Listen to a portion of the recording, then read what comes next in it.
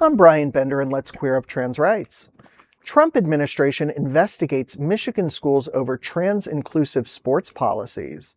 The Trump administration has opened federal civil rights investigations into 3 Michigan school districts over policies that allow transgender students to participate in sports and use locker rooms consistent with their gender identity.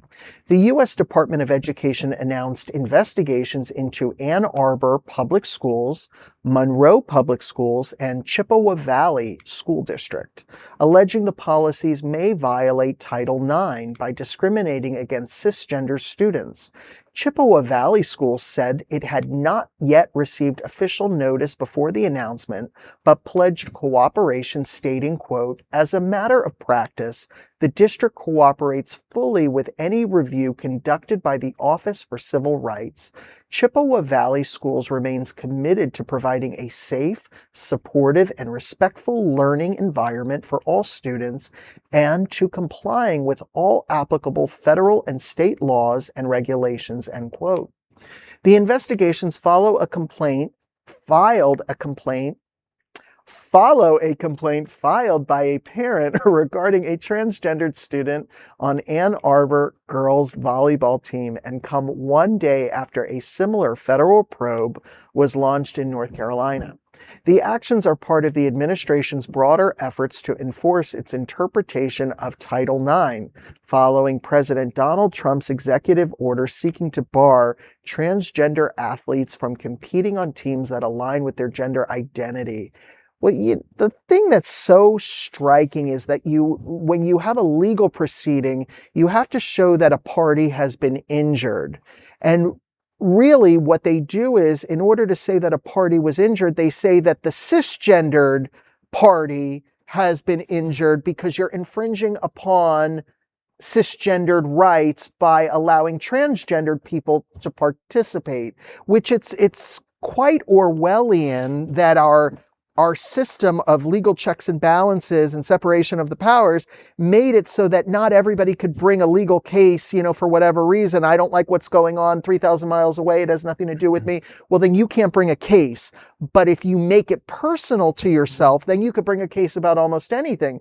So what they want to do is they want to find cisgendered students who feel hurt by the fact that people are being recognized, and they're saying, "You feel hurt by that, don't you? Are you sure you don't feel hurt?" But yeah, you do. You don't want them to have the same rights you do. Okay, so you're going to be our plaintiff in this case. So it's always about pitting one group against the other in order for somebody to have standing in the court and to be able to bring these hateful resolutions before judges. It's the page from the Riley Gaines handbook. Hello, Ms. Riley. Distraction from the Epstein files. Distraction from the Epstein files. I'll say it again.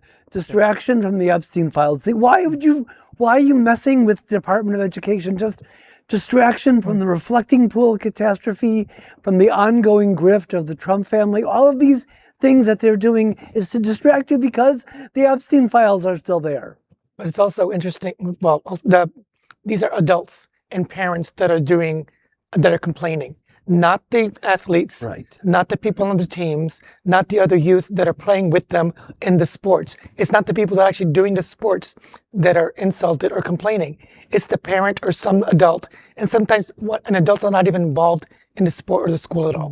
From my understanding, though, they're using their children to say that their children are the injured parties. The cisgendered children are the ones injured because transgendered athletes get to participate. So by being able to use the locker room that identifies with their gender identity, by them being able to play on certain sports teams, no matter what level of transition, if a student has been transitioning from the time that they're very small and they're can be practically indistinguishable from, a cisgendered student, it's just so hateful and it's so scapegoatish. And I think we know what happens when groups start getting singled out for not even preferential or non-preferential treatment, but just hateful treatment. Yeah. It's really the canary in the coal mine of what's to come. And it's about enforcing a certain way of moralizing people's lives and what is degenerate and what is not degenerate.